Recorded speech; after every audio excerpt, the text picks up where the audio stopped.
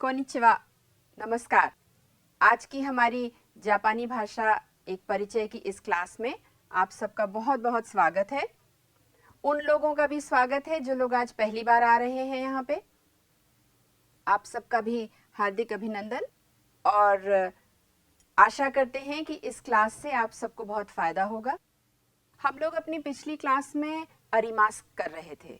वहाँ पर हमने वा और नी का प्रयोग करते हुए बताया कि कैसे किसी वस्तु को हम दर्शा सकते हैं, किसी वस्तु की मौजूदगी के बारे में हम बता सकते हैं, उपस्थिति के बारे में बता सकते हैं। तो आज हम उसी को आगे बढ़ाएंगे और हम किसी एनिमेट चीज़ के बारे में, उसकी मौजूदगी के बारे में आपको बताएंगे। तो देखते हैं आज हमारे पास नया क्या है। इसके अलावा नान नीन इमास का, तो आज हम लोग इमास करेंगे। लेकिन जैसा कि हम लोग हर बार करते हैं, कुछ भी करने से पहले हम ऑडियो सुनते हैं। तो आइए सबसे पहले ऑडियो सुनते हैं। सुमिमासेन, राओ सान वा दोको देसु का? ラオさんは2階の会議室にいます。田中先生も会議室にいますか？いいえ、先生は実験室にいます。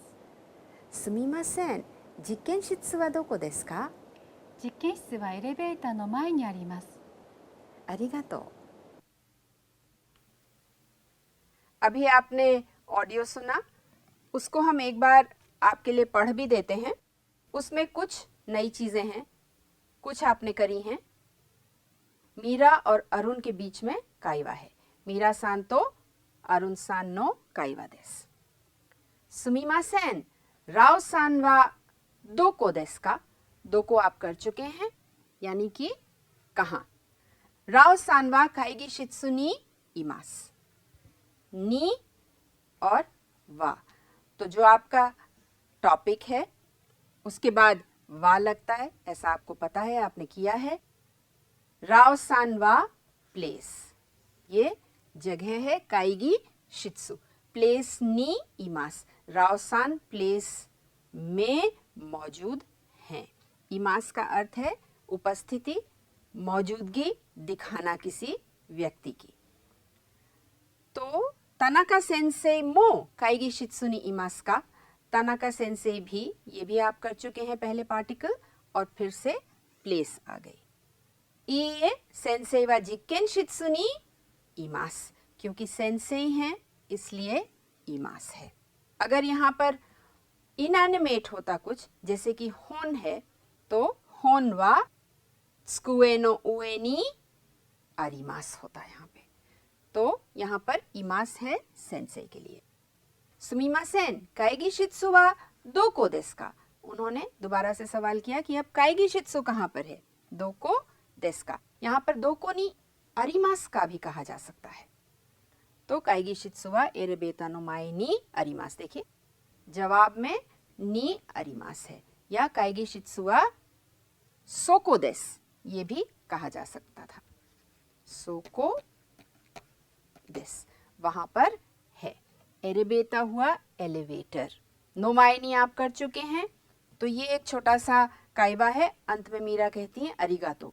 क्योंकि ये इनफॉर्मल है इसलिए अरिगातो भी कहा जा सकता है, दोमो भी कहा जा सकता है, दोमो, और दोमो अरिगातो भी कहा जा सकता है। हर प्रकार से आप धन्यवाद कर सकते हैं। ये जापानी स्क्रिप्ट में है।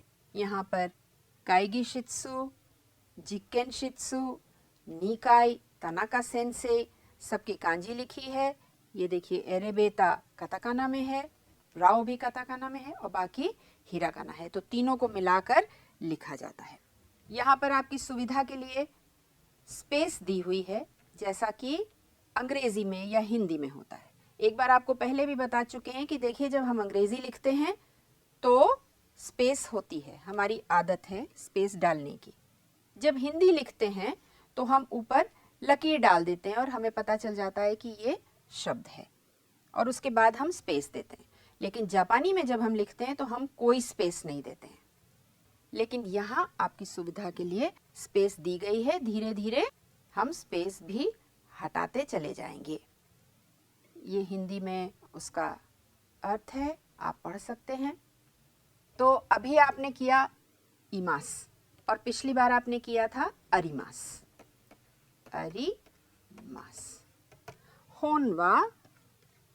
होनवा सोको नी अरिमास, यानी कि होन की वजह से अरिमास है और नी जगह के लिए है। आज आप कर रहे हैं तनाका सान।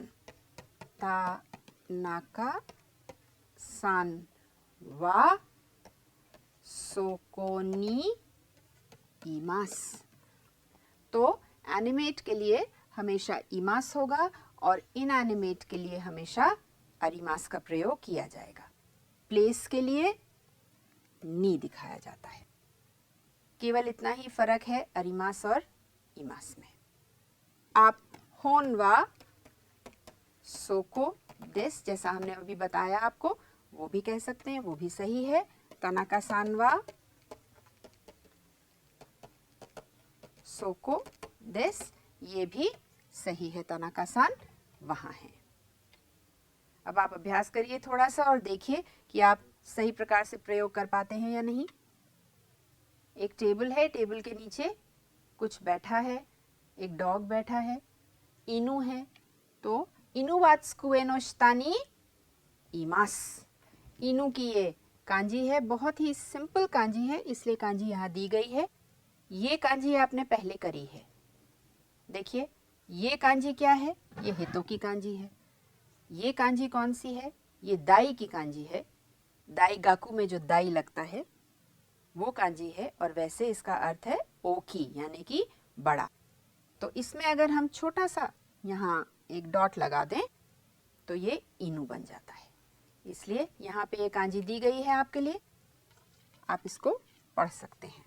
तो इनुवा दो को देस का, इनुवा त्सुकुए नो शिता नि इमास।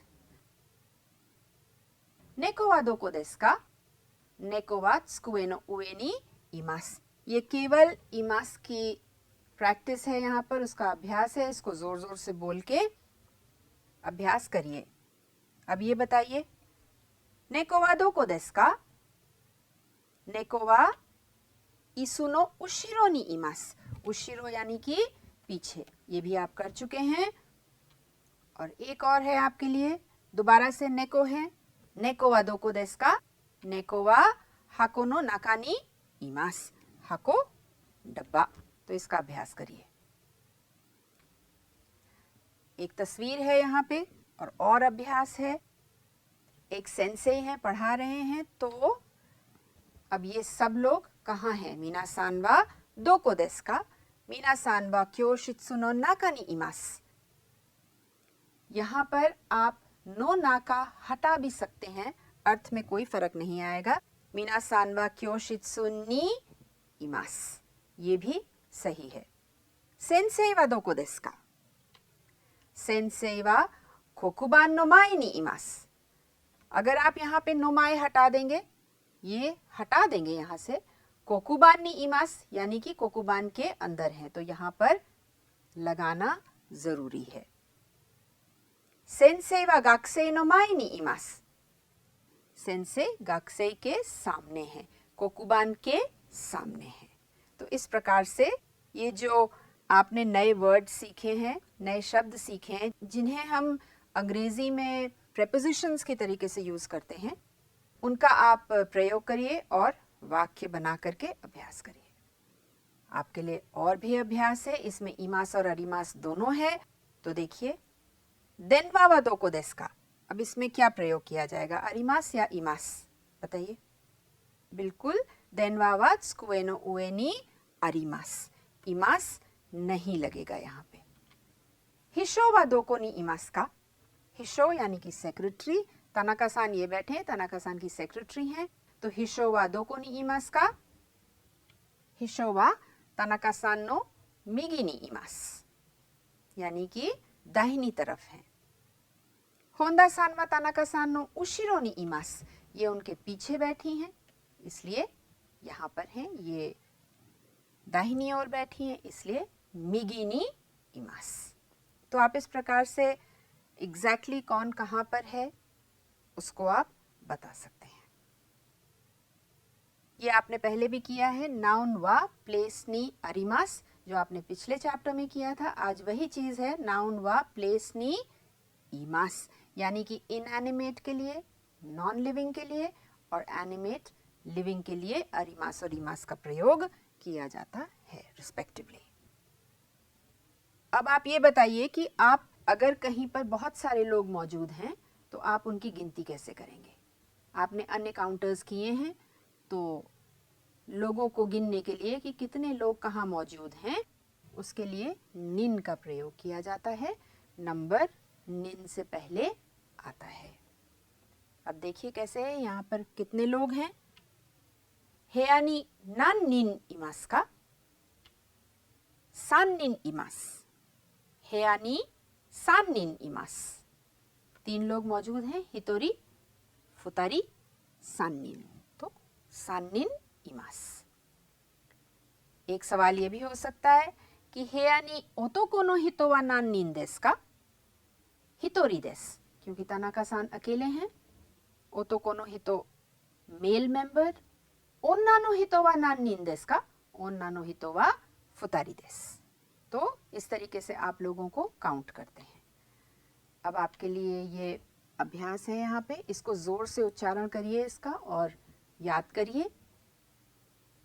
हितोरी यानी कि एक व्यक्ति, फुतारी सान्निन, तो आप देखेंगे कि हितोरी, फुतारी ये दोनों एक्सेप्शंस हैं। अभी हमने आपको बताया निन में काउंट किया जाता है लोगों को, तो हितोरी और फुतारी 2 एक्सेप्शंस हैं। इसके साथ क्या है, योनिन, योनिन भी एक्सेप्शन है। क्यों एक्सेप्शन है आप बताइए जरा। एक्सेप्शन इसलिए है क्योंकि अगर 4 दिखाना है तो योन होना चाहिए। इची नी सान योन पूरा होना चाहिए, लेकिन यहाँ पे योनिन है, तो इसलिए ये भी एक एक्सेप्शन है। इसकी स्पेलिंग अलग है, इसलिए इसको याद कर लीजिए। गोनिन, रोकुनिन, नानानिन, नानानिन और शिचिनिन दोनों प्रयोग किया जाता है। हाचिनिन, क्यूनिन, जूनिन, तो इस प्रकार से आप निन लगा करके बता सकते हैं कि कितने लोग मौजूद हैं। निन से पहले हमेशा नंबर लगाया जाएगा, जैसा कि यहाँ पर दिखाया हुआ है। अब देखिए ये तस्वीर है, इसमें कितने लोग मौजूद हैं जल्दी से बताइए। 2 लोग मौजूद हैं, तो नान निन इमास का फुतारी इमास, ये जैसा कि आपको बताया है एक्सेप्शन है। और इसमें कितने लोग हैं, एक अकेली छोटी सी लड़की है, तो हितोरी देस, एक जना है। निन की कांजी है निन, हितो की कांजी है। एक और रीडिंग आपने आज सीखी इसकी, निन। अभी तक आपने इस कांजी की रीडिंग करी है हितो, आज आप करिए निन। एक और इस कांजी की रीडिंग है। अब इस तस्वीर में कितने लोग हैं, नान निन इमास का, हितोरी, फुतारी, सान निन, योनिन, गोनिन, तो कितने लोग हैं, नान निन इमास का, गोनिन इमास। इसमें कितने लोग हैं, योनिन इमास, ये आपको बताया है एक्सेप्शन है।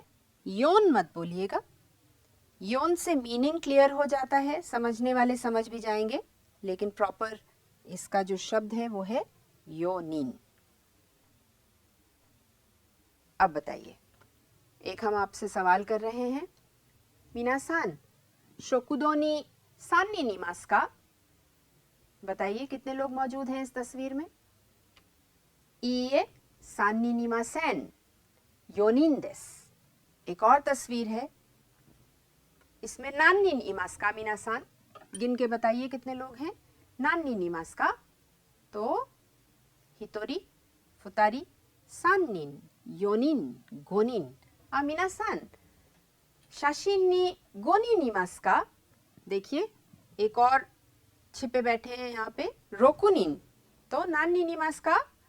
शाशिन नी रोकुनिन इमासु। एक और आपके लिए तस्वीर है, नान नी इमासु का? जल्दी से बताइए। क्योशित्सु नी गाकुसेई वा नान्निन इमासु का या गाकुसेई वा नान्निन देसु का?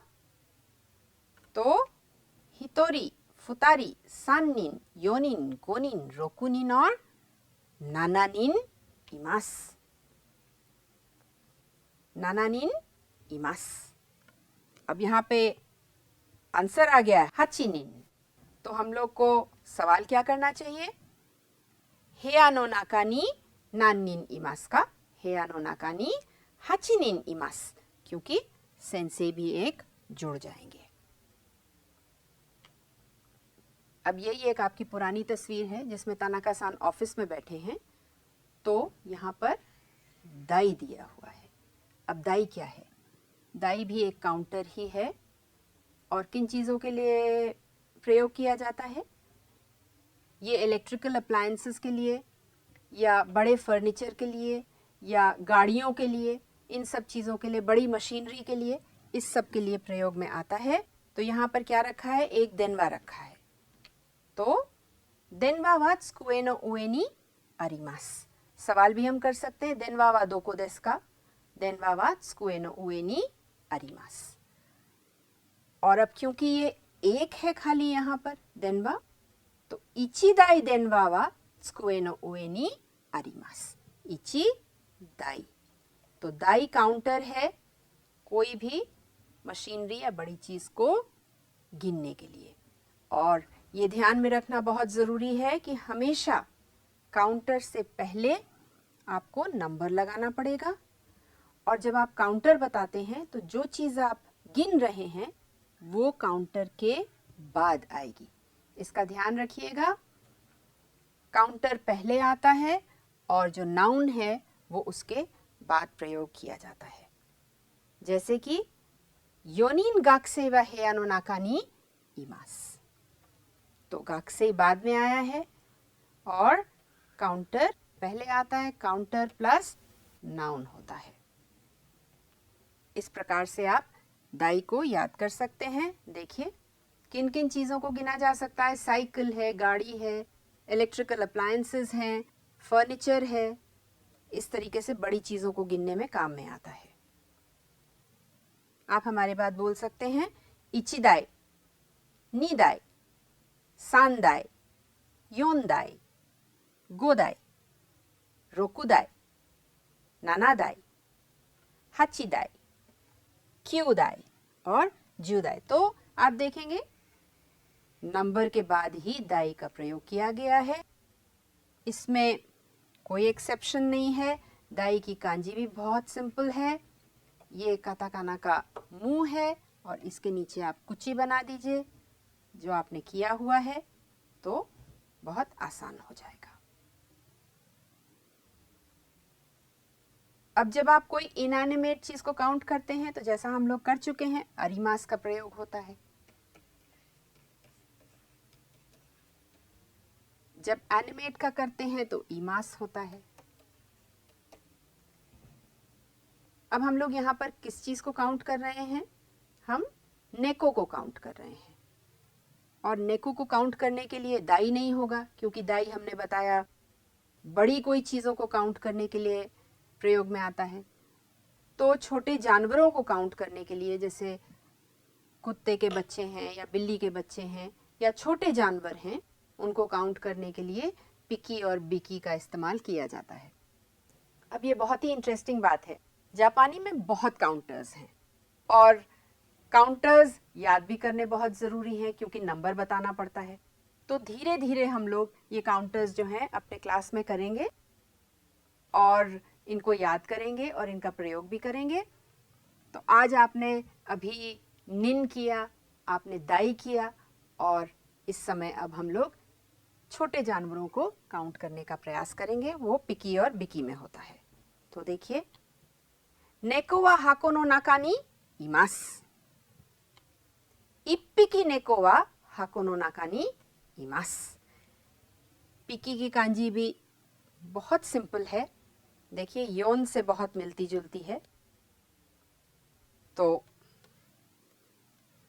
एक तरफ अगर आप उसको बंद नहीं करेंगे तो ये बन जाएगा।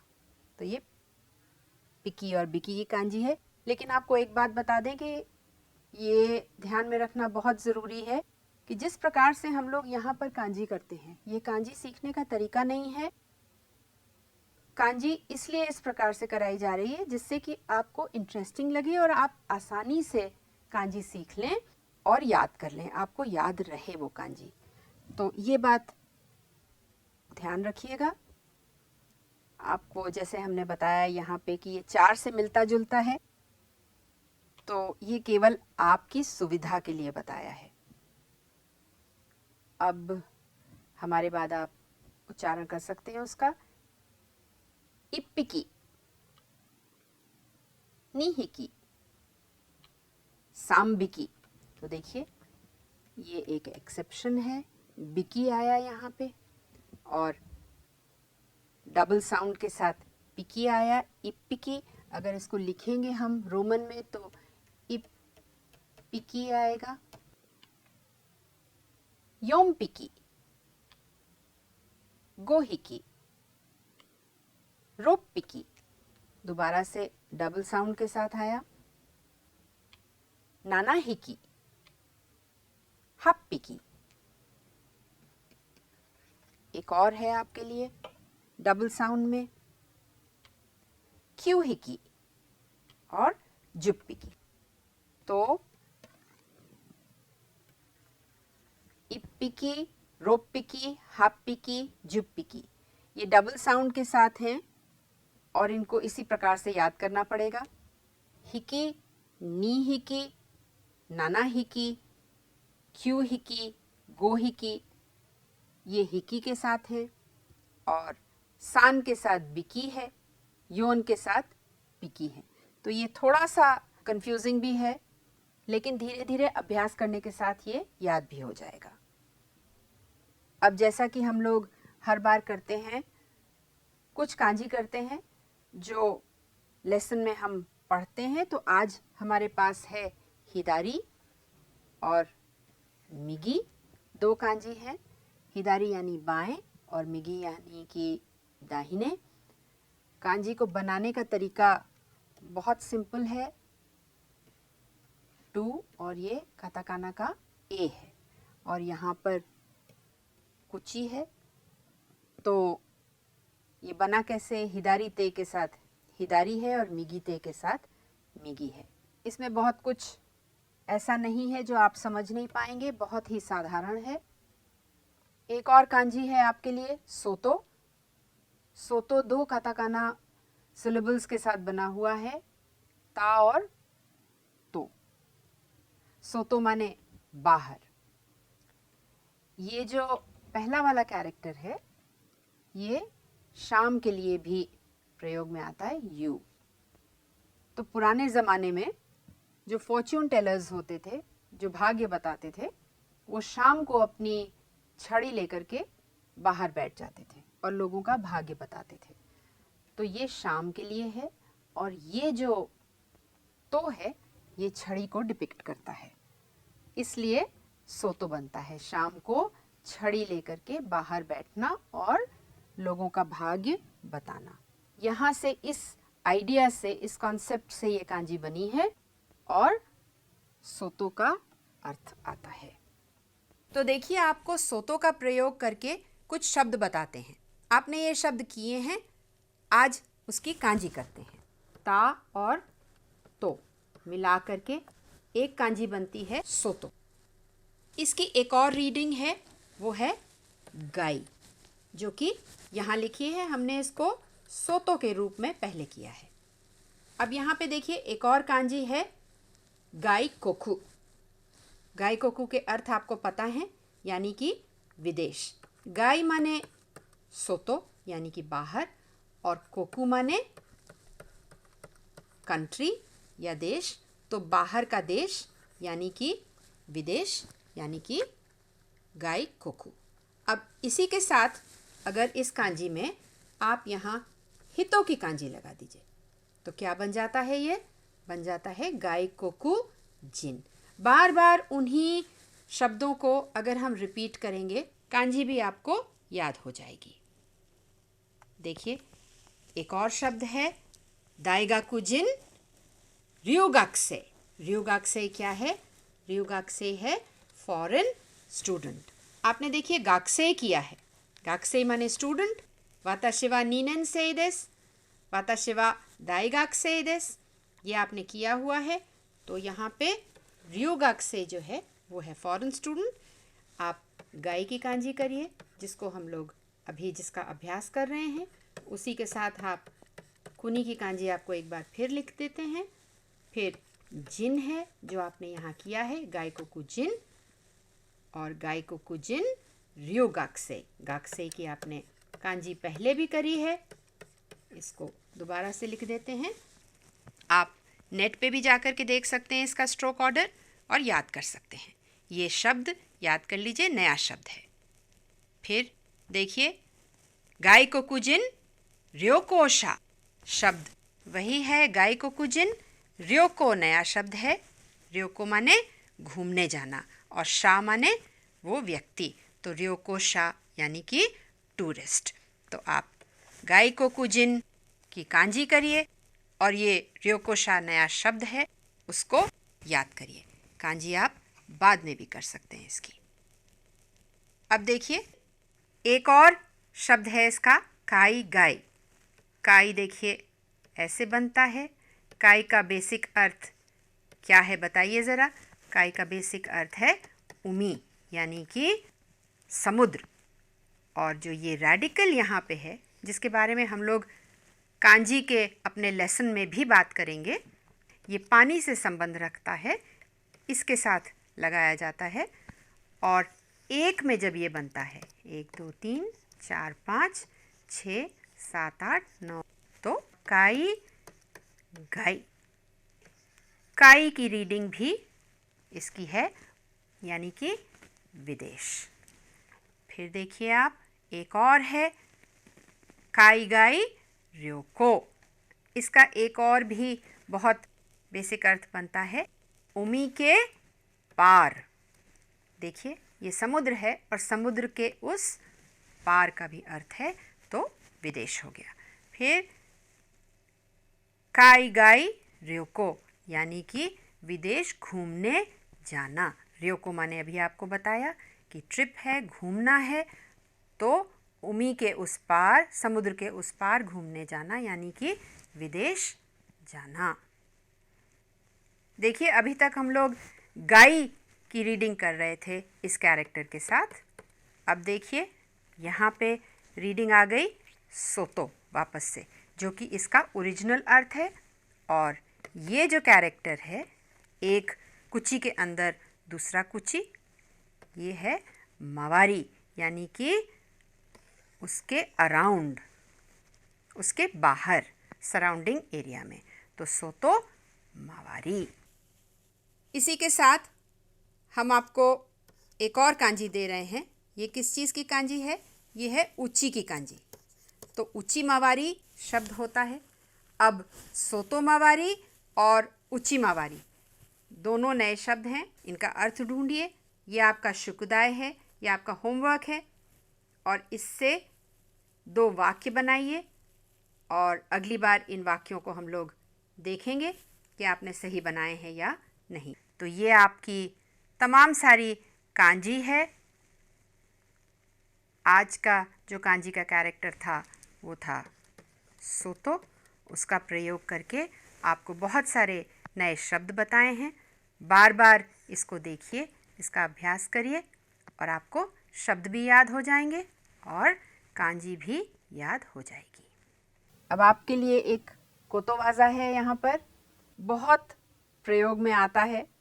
एक तस्वीर में एक बिल्ली है और यहाँ पर कुछ पैसे गिर रहे हैं, और एक तस्वीर में ये बंदर साहब हैं और इनके पास कुछ अदरक रखी है।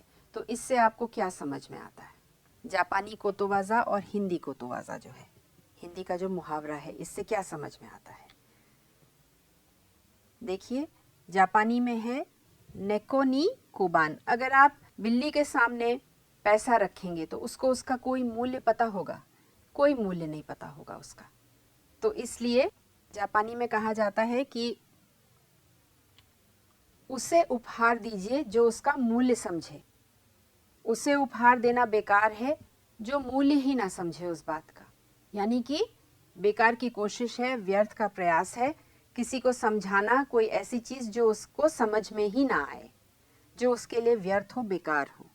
तो नेकोनी कोबान, ये ध्यान रखिएगा, ये बहुत अच्छा मुहावरा है और बहुत प्रयोग में भी आता है। व्यक्ति को हमेशा वही देना चाहिए जो उसको समझ में आए, जिसकी उसको जानकारी हो, जिसको वो एप्रिशिएट कर सके। कोई बहुत मूल्यवान वस्तु अगर आप किसी ऐसे को दे दें जिसको उसके मूल्य के बारे में पता ही ना हो, तो आपका एफर्ट जो है, आपका जो मेहनत है, जो प्रयास है, वो बिल्कुल बेकार हो जाता है। नेकोनी कोबान। और ऐसा भी कहते हैं जापानी में कि बिल्लियां जो हैं बहुत चमकती हुई चीज़ों के पीछे भागती हैं, या बिल्लियां जो हैं आपने देखा होगा तस्वीरों में, ऊन का गोला या गेंद इसके पीछे बहुत भागती हैं। लेकिन बिल्लियां ये नहीं जानती हैं कि उसका काम क्या है, उनके लिए उसका मूल्य कोई नहीं है, बस खेलने के लिए उसका प्रयोग करती हैं। तो इसलिए हमेशा ध्यान रखिए कि कोई भी कार्य जो है बिना किसी पर्पस के, बिना किसी गोल के व्यर्थ होगा। अब आपके लिए कुछ नए शब्द हैं। हिदारी, मिगी, कोकुबान, कोएन, हिशो, खाजोकू। तो ये कुछ नए शब्द हैं जो आपने इस बार किए हैं। इनको अपने वाक्यों में प्रयोग करिए और इनसे अभ्यास करिए। और इसी के साथ जो है आपका पाठ जो है यही ख़त्म होता है, और अगली बार हम लोग कुछ नया करेंगे। तब तक आप इसका अभ्यास करिए, ज़ोर से उच्चारण करके मित्र के साथ अपने इसका अभ्यास करिए और देखिए कि आपकी जापानी कहाँ तक पहुँची है। अगली क्लास तक के लिए नमस्कार।